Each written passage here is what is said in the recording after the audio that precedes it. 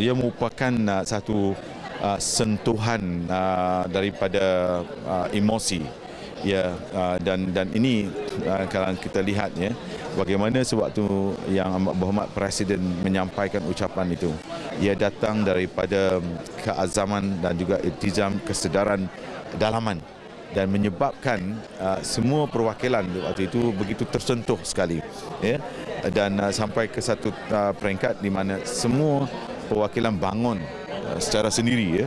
Walaupun kita tahu beliau mengambil sedikit masa lagi untuk menggulung ucapan beliau, tetapi sudah pun kita sampai ke satu peringkat, dan saya lihat itu antara ucapan yang sangat dinanti-nantikan oleh sekalian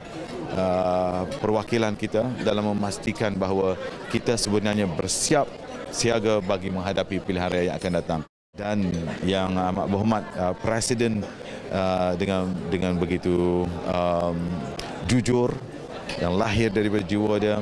dengan iltizam yang tinggi, menyatakan begitu di hadapan kita, disambut secara sebulat suara, secara bersama, sederap, ya, sederap bersama-sama dengan yang lain, bahawa kita bersedia untuk mempertahankan Putrajaya, untuk pergi mempertahankan negeri-negeri kita dan juga mengambil semula negeri-negeri yang lain. Perak berada dalam posisi yang baik dan insya-Allah berdasarkan dengan semua persiapan yang kita buat, kita akan mempertahankan Kerajaan Barisan Nasional di negeri Perak.